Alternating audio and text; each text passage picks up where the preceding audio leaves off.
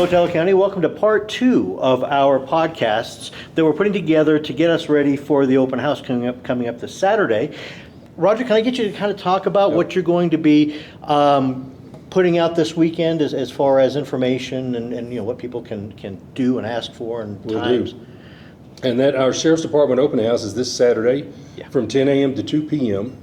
So this particular session, we wanted to just make the public aware of some informational sessions we'll be doing during that open house. And we asked Jianna to join us today because the Paso-Teller 911 Authority provides all of our infrastructure support for the peak alert system that some of you are familiar with. And then we're hoping to teach more of you about that system during this session, and the other ones I'll talk about in a minute this weekend. But Jianna's team provides all of our, just not only the infrastructure of the software itself and the management of our alerting system, but they also provide our training and also do informational sessions and training for the public, just like this session and others as well. So this weekend we'll be offering training sessions at the open house, as I mentioned, from 10 to 2. We'll have sessions at 11, 12, and 1. And so if you'd like to have more information about how Peak Alerts works, or if you need any help with the system, or just want to talk about how what your experience is using it, please come to one of those sessions. I want to ask Jianna to give us just a brief introduction of what is Peak Alerts, just kind of an overview of what the system is intended to do and a little bit about how it works. Of course. So Peak Alerts is the emergency notification system for El Paso and Teller County. It is something that you have to sign up for.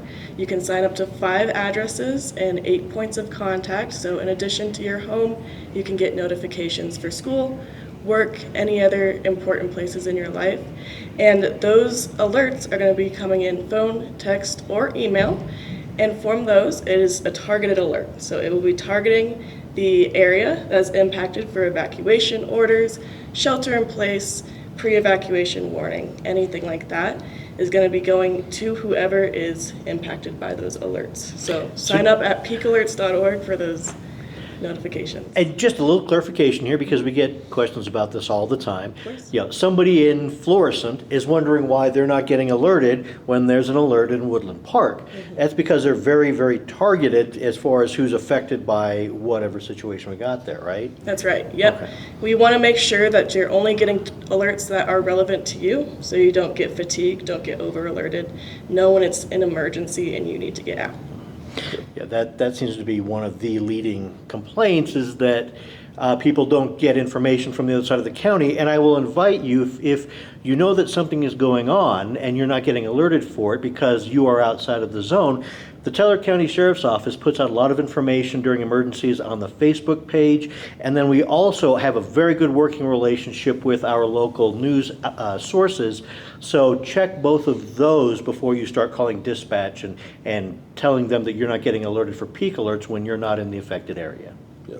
There's a second way to kind of think about excuse me, the peak alerts and why you may or may not receive one. As Jianna said, we particularly want you to get those pre-evacuation or evacuation notes or any other kind of notification that affects you specifically, your address, your subdivision where you live. The other viewpoint about being very specific in who we notify is think about the fact that during an evacuation scenario, for example, we need to be focused on those people that are most affected and getting them out of the area quickly. So we don't want to over-notify. We don't want to notify other people in other parts of the county and then make them wonder whether they're in the zone or not, or generate questions in their mind. They call and start asking, am I affected or not?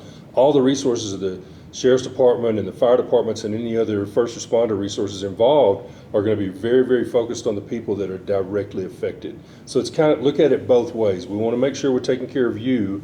We also want to make sure we're keeping all the area around that evacuation area as clear and open as we can so you can get out. So that's kind of a secondary reason for why we focus the notifications so tightly.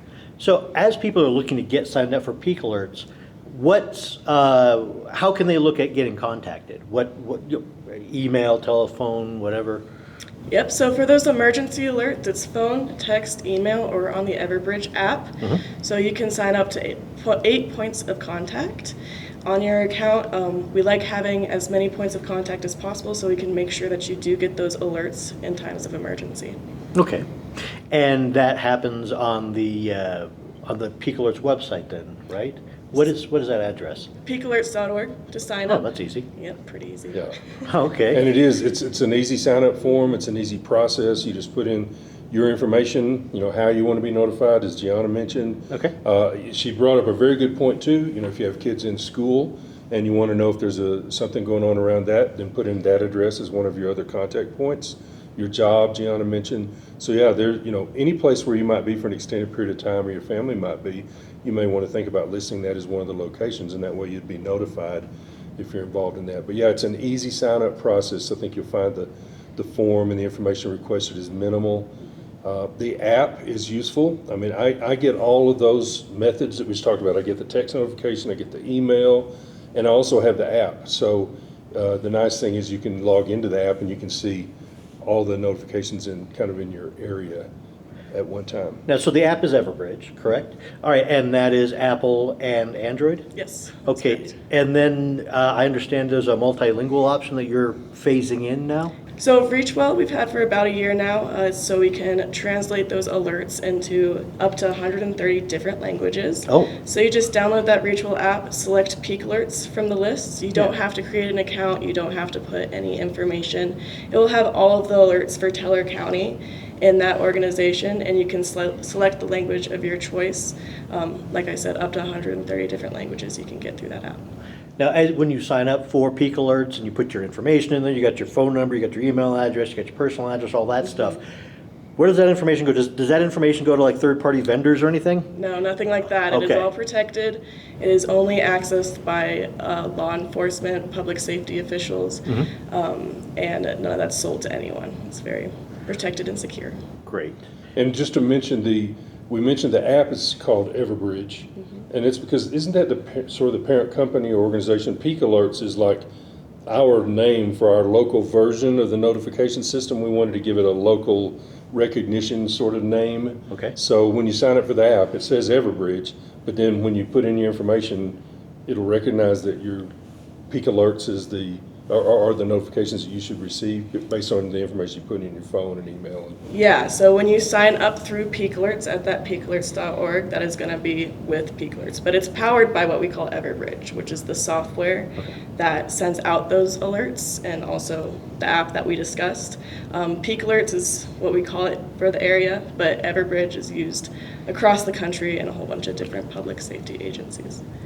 Now, as this information is getting generated to go in to be released to everybody through Everbridge and the texts and the emails, where does that information originate? Who actually puts it together and releases it? The dispatch organization. Okay. So here in Teller County, for the Sheriff's Department, the dispatchers themselves will receive a request from a member of our command staff or a deputy that's reporting a situation we need to begin an emergency action on, and then the dispatcher will initiate that peak alert. Okay. So once they initiate it from their workstation, then the texts are going to go out, the emails are going to go out. It'll be visible in the Everbridge app. So yeah, the Teller County Sheriff's Office open house this Saturday, the 7th, from 10 a.m. to 2 p.m. is the entire event time frame.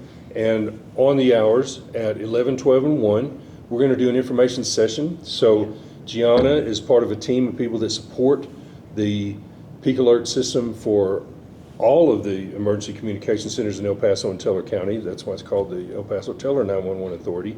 And representatives from her team will be here.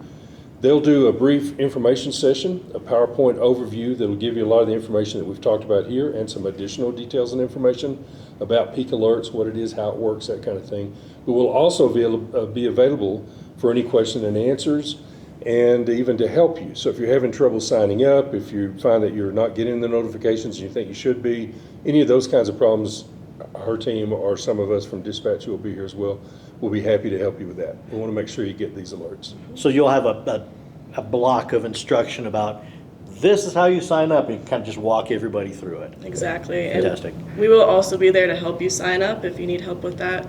Also checking accounts, making sure all the information there is up to date, those addresses, those points of contact, making sure that you're all good to go in case there's an emergency. Okay.